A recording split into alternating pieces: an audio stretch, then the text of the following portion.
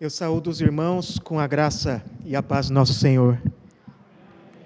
Para mim é um prazer, uma honra estar aqui com vocês esta noite, tendo o privilégio de trazer a pregação da Palavra de Deus.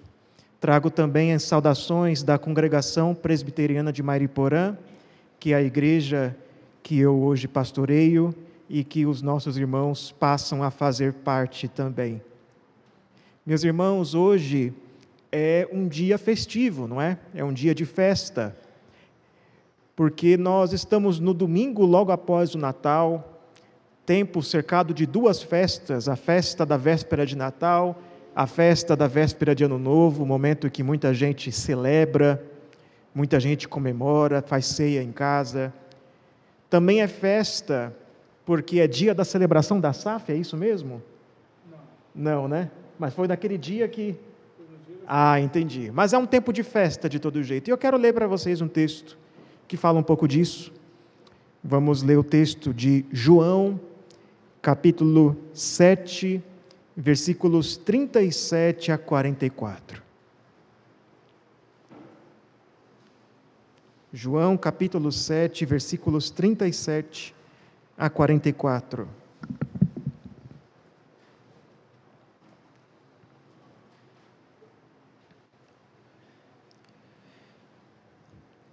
O texto diz: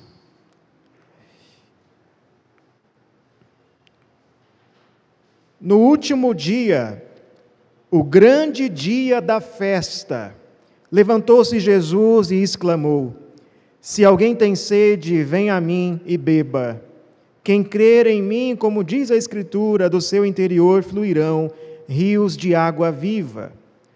Isto ele disse com respeito ao Espírito, que haviam de receber os que nele crescem, pois o Espírito até aquele momento não fora dado, porque Jesus ainda não havia sido glorificado. Então os que dentre o povo tinham ouvido essas palavras diziam: este é verdadeiramente o profeta. Outros diziam: ele é o Cristo. Outros, porém, perguntavam: porventura o Cristo virá da Galileia? Não diz a Escritura que o Cristo vem da descendência de Davi e da aldeia de Belém, de onde era Davi? Assim houve uma dissensão entre o povo por causa dele. Alguns dentre eles queriam prendê-lo, mas ninguém lhe pôs as mãos. Meus irmãos, vocês já passaram alguma vez pela situação de você ir numa festa de aniversário sem conhecer o aniversariante? Já aconteceu isso com você alguma vez? Comigo já. Quando você é convidado porque alguém da sua família foi convidado, aí você tem de ir junto, principalmente quem é criança, adolescente, não é? Muitas vezes vai ter que ir aniversário em festa de gente que nem conhece. E é uma situação um pouco constrangedora às vezes, não é? Você chega lá, você não reconhece o aniversariante, você não sabe quem você deve cumprimentar, para quem você deve dar parabéns. É possível que aquele que seja o motivo da festa passe bem na sua frente, te cumprimente, te dê boas-vindas e você não o reconheça. Aí depois alguém te dá um cutucão assim e fala: olha, aquele era o aniversariante. Aí você diz: nem dei parabéns. No texto que nós lemos, temos uma situação um pouquinho comparável a essa.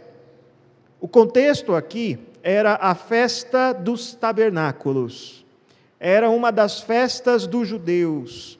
Era uma festa que o próprio Deus ordenou e que durava uma semana inteira. Os judeus sabiam fazer festa. E o último dia dessa festa era o dia mais importante. Era uma festa que os judeus comemoravam todo ano na cidade de Jerusalém. Todos se reuniam lá na capital, era uma festividade nacional. E o último dia da festa, o momento que acontece aqui, era o dia mais importante da festa. Só que as festas do Antigo Testamento não são apenas festas. Não é apenas para celebrar, para festejar, mas elas são símbolos, sinais, sombras que apontam para o cumprimento dos planos de Deus. As festas que Deus ordenou no Antigo Testamento ao povo judeu, elas apontavam para a vinda do Messias, do Cristo e tudo que elas simbolizam se cumpre na pessoa de Jesus Cristo. Só que dessa vez temos uma situação curiosa. A festa aponta para Cristo e o próprio Cristo está na festa. A razão da festa, o motivo da festa veio, mas quem estava lá não o reconheceu. Se você olhar ao longo do capítulo 7, desde lá do comecinho, versículos 1 a 9, você vai ver ali que os irmãos de Jesus convidaram ele para participar da festa. Se você ler os evangelhos, você vai lembrar que os irmãos de Jesus não criam em Jesus.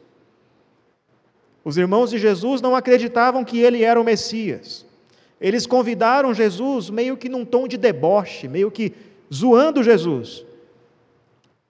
Como se eles dissessem algo assim: se você é mesmo o Messias, se você é mesmo quem você diz ser, por que você não vai lá na festa fazer seus milagres, Jesus?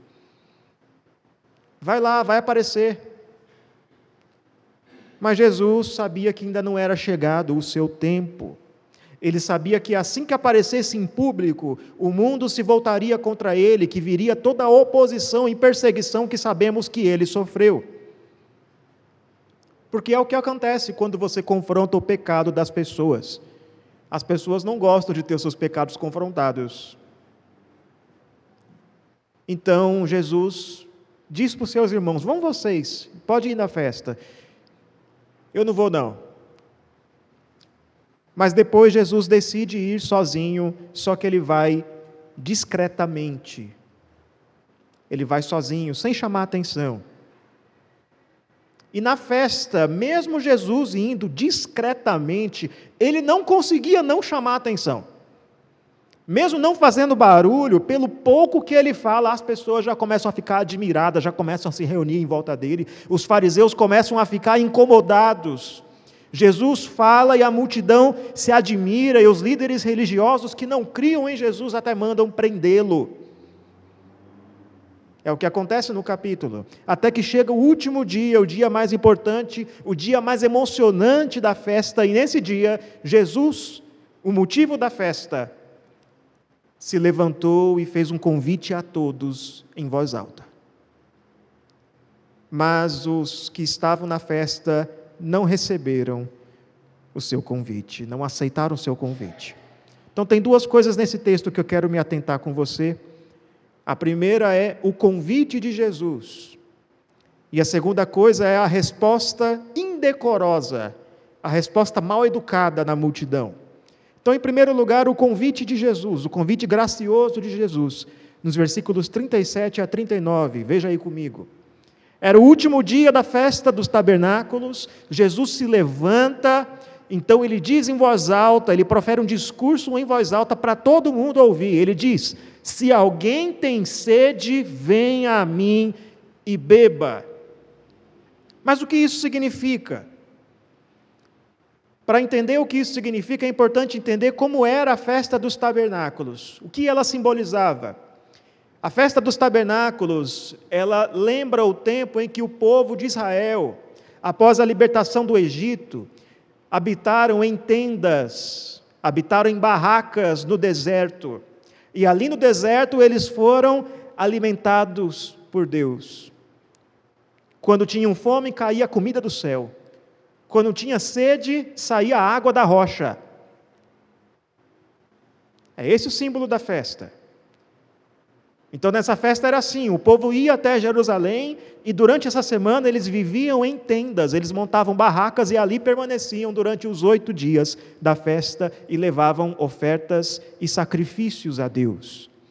Com o tempo, com os séculos se passando, os israelitas, os judeus, começaram a criar novas tradições que foram adicionadas à festa.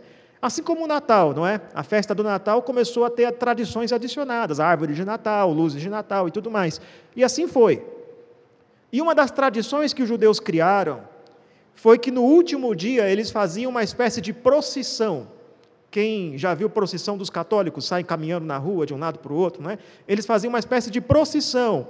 Eles pegavam uma vasilha de água, eles carregavam a água dos tanques de Siloé e levavam essa água do tanque que abastecia a cidade de água até o templo. Era uma tradição que eles tinham no último dia da festa dos tabernáculos. E da onde veio essa tradição? Qual é a base bíblica disso? Lembra que quando o povo estava no deserto, Deus é quem o sustentou, que fez cair pão do céu. E lembra que Jesus disse que Ele é o pão que cai do céu. E Deus também fez com que água saísse da pedra. E agora o que Jesus diz? Eu sou a água da vida.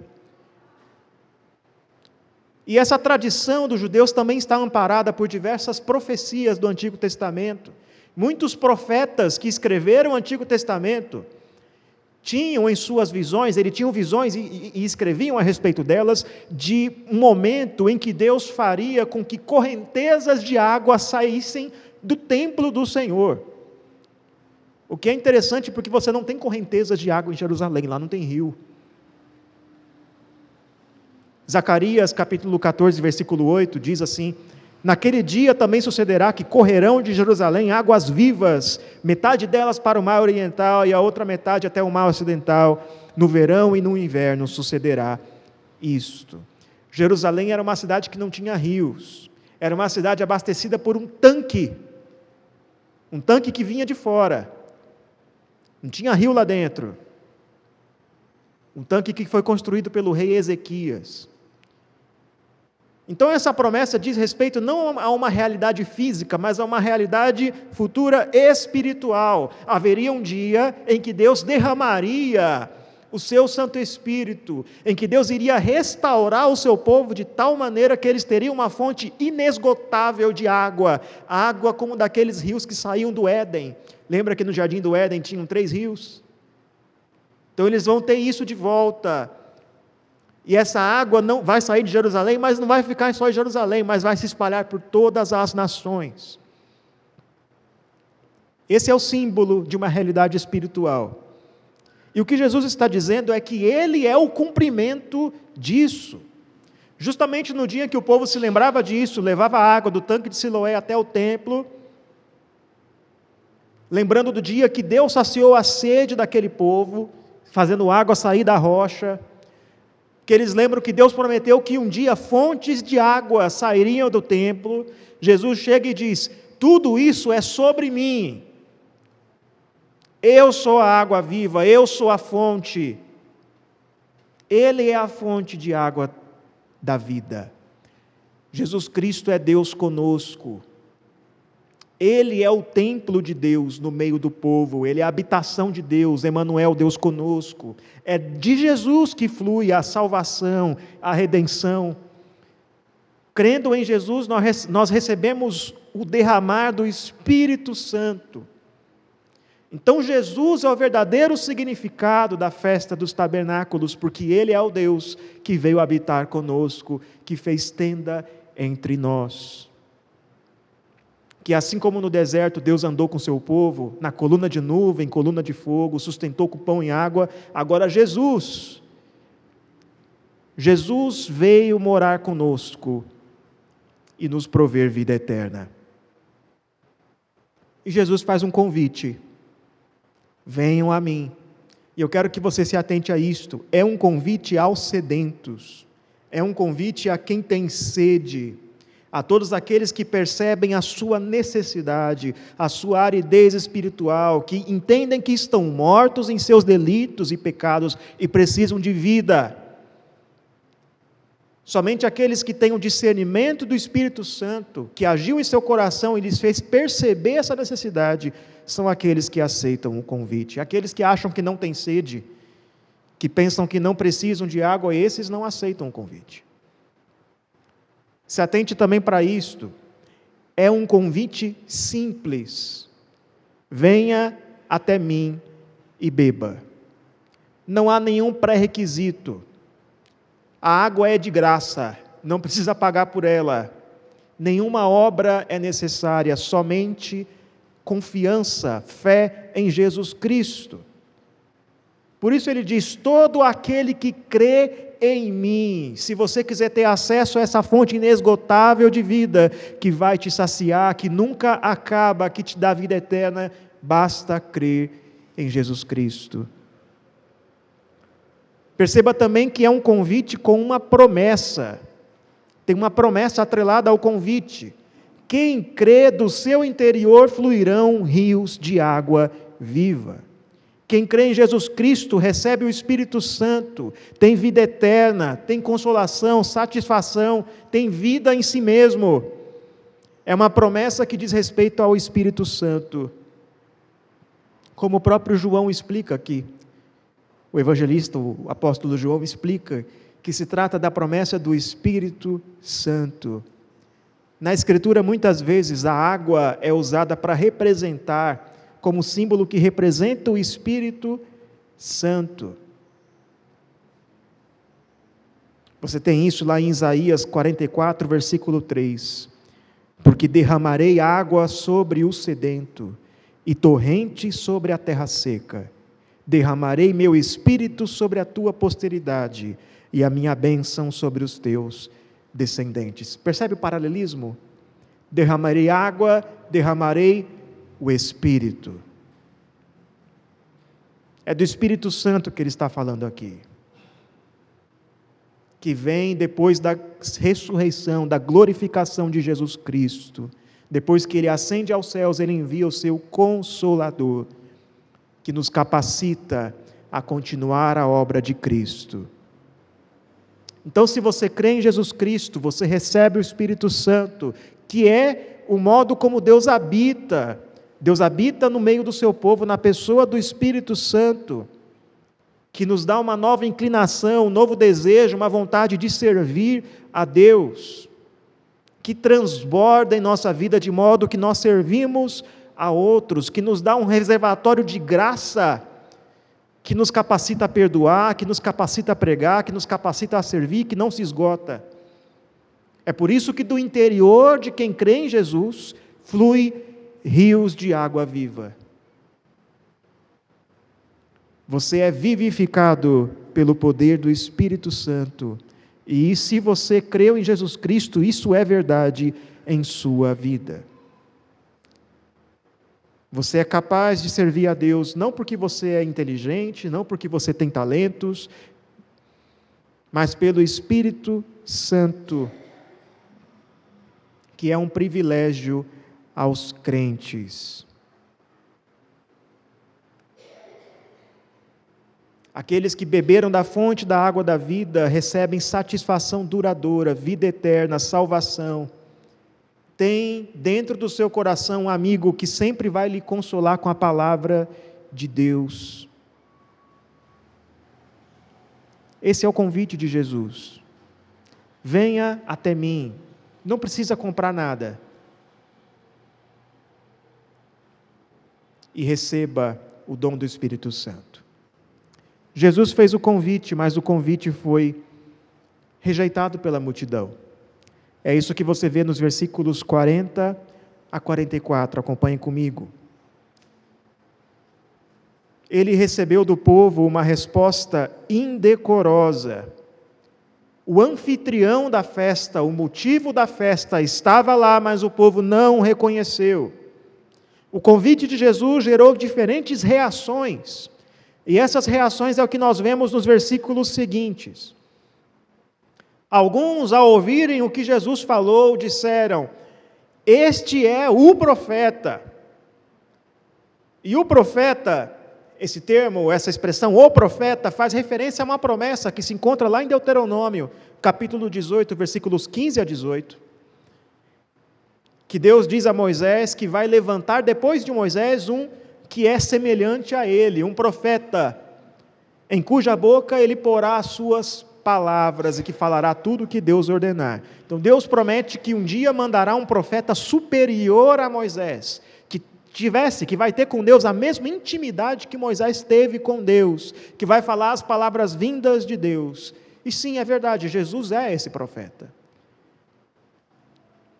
Jesus de fato é o profeta, porque é ele que tem as palavras de vida eterna. Só que outros disseram assim: não, não é o profeta não, esse aqui é o Cristo.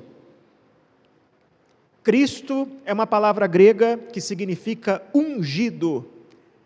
É uma palavra que remete àquela promessa que Deus fez ao rei Davi, de que um dia mandaria um sucessor que reinaria no seu trono eternamente, que seria ungido por Deus para cumprir o papel de rei, profeta e sacerdote.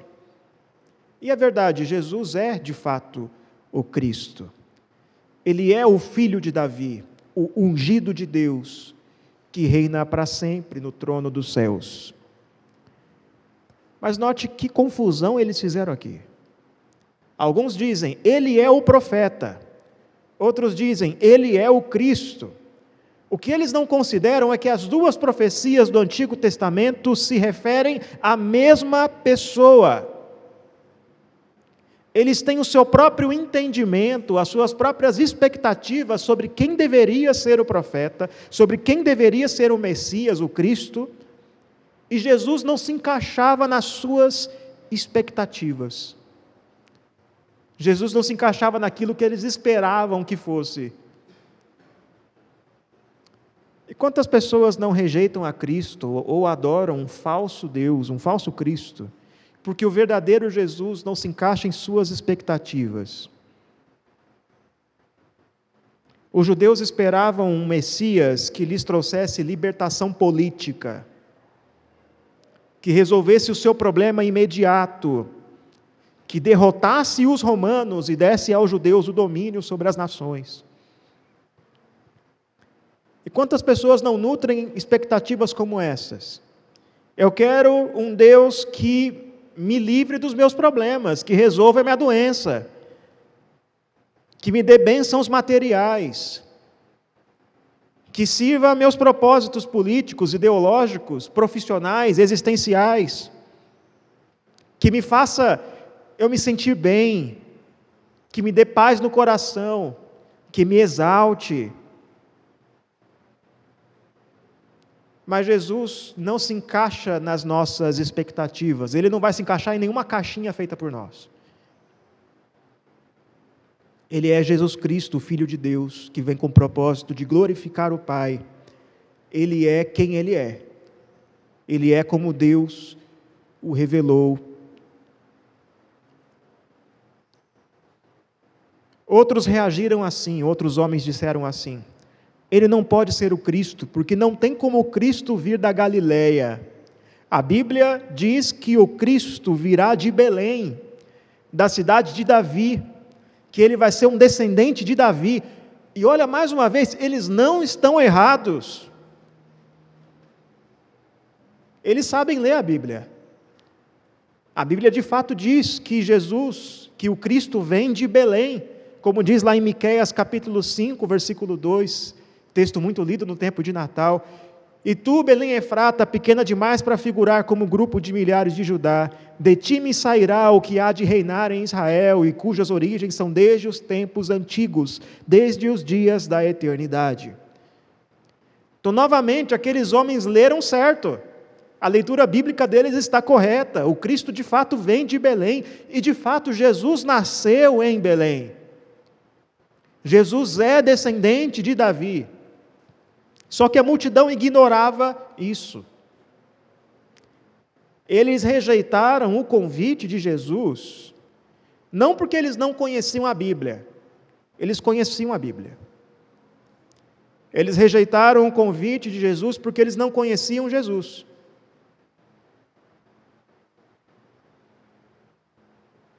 Por isso eles não tiveram a sua sede saciada pela fonte de águas vivas. Jesus passou na frente deles, o cumprimento das promessas eles não reconheceram.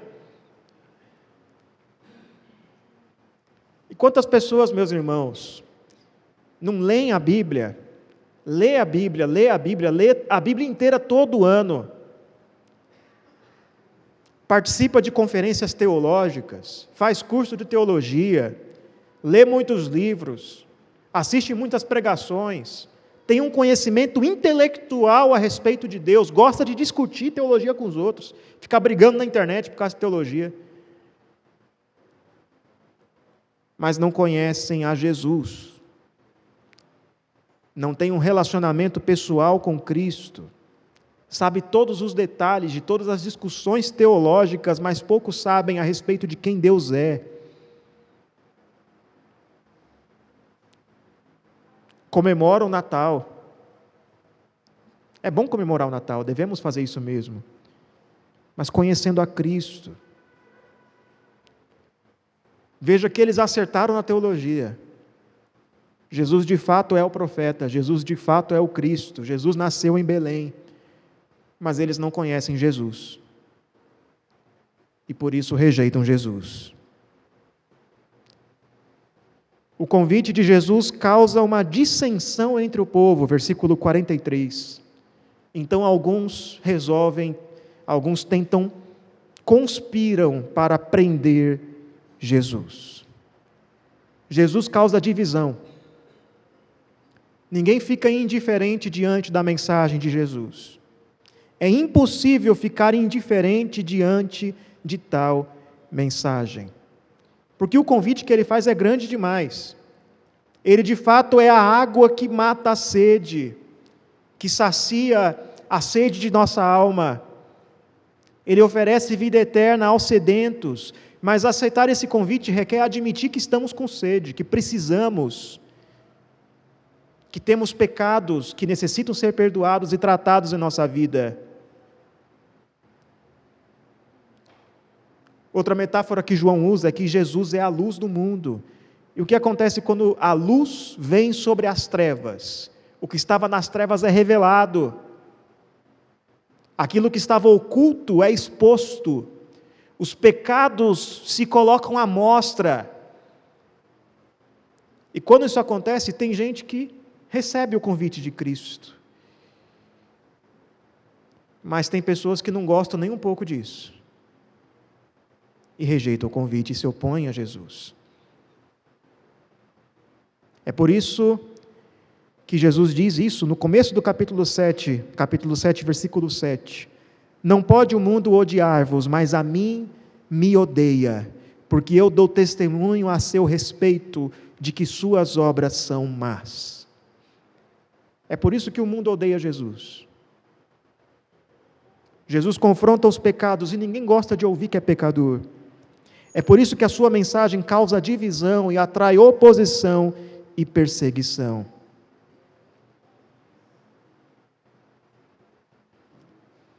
É por isso que hoje em dia, nesse tempo de Natal, o que a mídia tem feito, o que a cultura faz, o que as empresas que querem vender fazem, é tentar fazer de tudo para tirar Jesus do Natal, não é? Natal é sobre compras, sobre presentes, sobre Papai Noel, sobre paz e amor. Nada sobre Cristo. É por isso que quando você vai evangelizar alguém, você já passou por isso? Você vai falar com alguém sobre Cristo, um colega seu do trabalho, da escola, ou então um vizinho, e você não sabe muito bem como falar, você fica meio envergonhado, você tenta falar de um jeito, tenta falar de outro, mas fica com aquela impressão, eu acho que ele não vai receber muito bem essa mensagem, eu acho que ele vai ficar bravo comigo. Ou então você falou, você tomou coragem e você falou, e a pessoa fez cara feia. Você começa a mover a conversa para a religião, e a pessoa começa a ficar de cara feia para você. Por que isso acontece? Porque é impossível para o homem natural aceitar o Evangelho. Não é que a mensagem do Natal, a mensagem do Evangelho seja difícil de engolir. Não, ela é impossível de engolir. Ninguém gosta de ouvir que é pecador, que precisa de ajuda, que precisa se arrepender dos seus pecados, resolver o seu maior problema, está no caminho da perdição. Ninguém gosta de ouvir isso.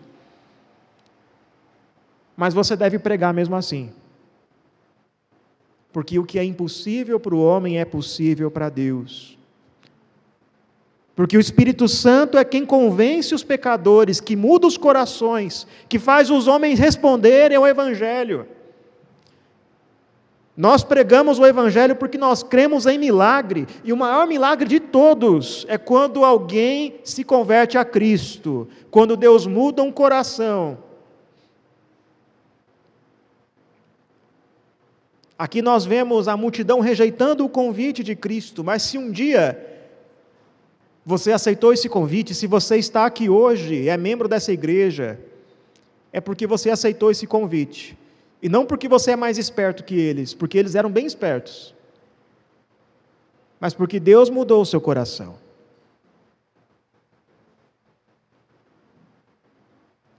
Para concluir, meus irmãos, eu quero que você se atente para uma coisa. Nós, cristãos do Novo Testamento, gentios, nós somos gentios, nós não celebramos a festa dos tabernáculos, mas nós celebramos uma outra festa todo domingo, quando nós nos reunimos para cultuar o Senhor. O culto é uma festa, o culto é uma celebração. Mas, infelizmente, há muitos que estão festejando hoje, em muitas igrejas por aí, que não conhecem o dono da festa. O culto é sobre Jesus, o culto não é sobre nós, o culto não é sobre nossos gostos, nossas necessidades, nosso bem-estar, o culto é sobre Jesus, o culto é a Deus. Ele é o anfitrião, Ele é a razão de estarmos aqui para cultuar. Então considere isto, toda vez que você for cultuar, toda vez que você for para essa festa, você conhece o dono da festa? Que Deus nos abençoe, que Deus nos ajude. Amém.